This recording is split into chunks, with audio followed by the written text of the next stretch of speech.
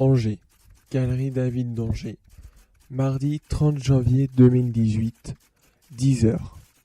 Étape 1, visite du musée. Pierre-Jean David, c'est un sculpteur. Pour vous resituer un petit peu dans son époque, je vous montre un portrait, c'est toujours bien de voir un visage. Donc c'est un sculpteur qui est né en 1788. Il est mort en 1856. Donc c'est un sculpteur qui a vraiment marqué toute la première moitié du 19e siècle. Sur la seconde moitié du 19e siècle, il y a un autre sculpteur très célèbre qui est Rodin. On va dire que David d'Angers, c'est le Rodin de la première moitié. C'est vraiment ça. Ça a été un sculpteur qui a beaucoup marqué son temps. Alors pourquoi? Il est devenu très célèbre parce que c'est un sculpteur qui a vraiment renouvelé l'art de la statue des places publiques avec des statues avec beaucoup de costumes historiques. Ça, c'était une particularité de David d'Angers. Et puis ce sculpteur aussi, c'était un très bon portraitiste. C'est-à-dire qu'il a fait les portraits de tous les hommes connus de son temps. Il a commencé en fait sa formation à Angers, parce qu'il est né à Angers, d'où d'ailleurs le nom qu'il a pris, David d'Angers. Il a passé en 1810, premier concours du prix de Rome pour Pierre-Jean David. Et malheureusement, pour cet exercice sur un sujet antique représentant un soldat au Triadès, qui est en train de mourir, c'était un sujet le dernier finalement soldat vivant d'une bataille, mais qui va démontrer sur son bouclier qu'il est quand même aussi le vainqueur. Et malheureusement pour cette sculpture, il a reçu que le deuxième prix. Donc là, c'est un sujet pareil tiré d'une histoire antique avec une bataille, des soldats qui sont malheureux parce qu'ils perdent leur chef. Il va mourir suite à une blessure d'un javelot, on le voit là.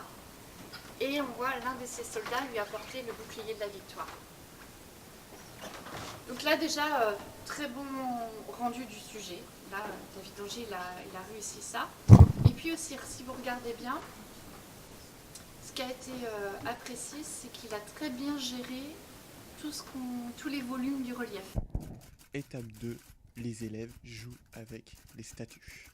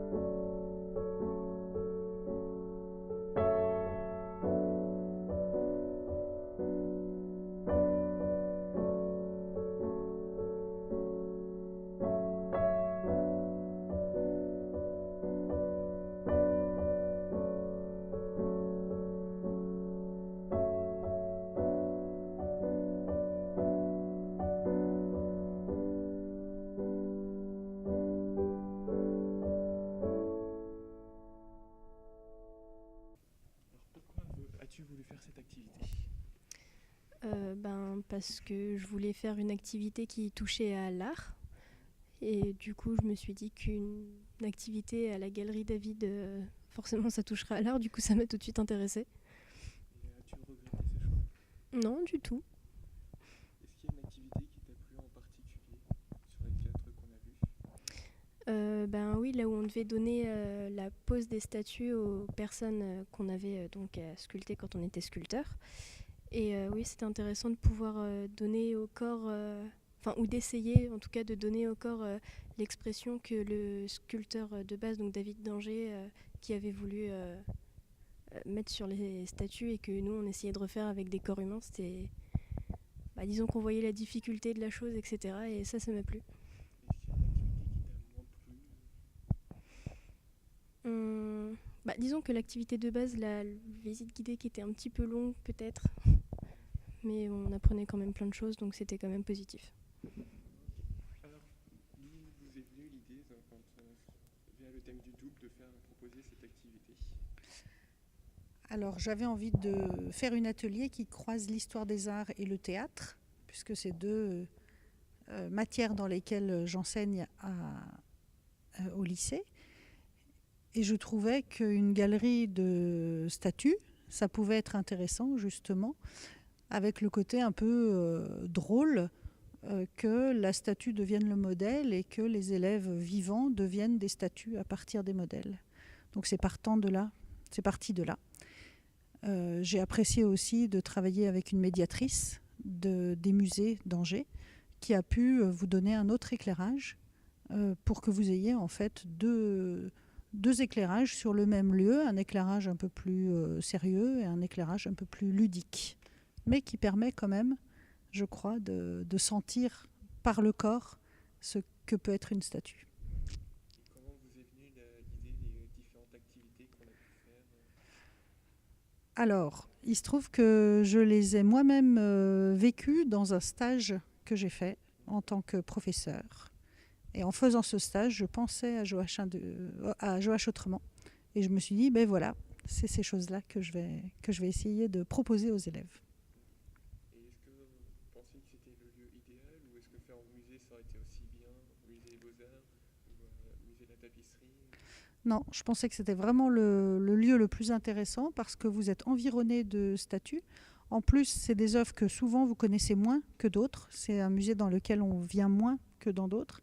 Et c'était vraiment l'anatomie et la posture de chaque sculpture qui m'intéressait dans la manière dont vous pouviez le ressentir dans votre corps. Et toutes les villes n'ont pas un musée aussi intéressant pour cela. Donc j'ai trouvé vraiment intéressant de travailler à partir de la galerie David Danger.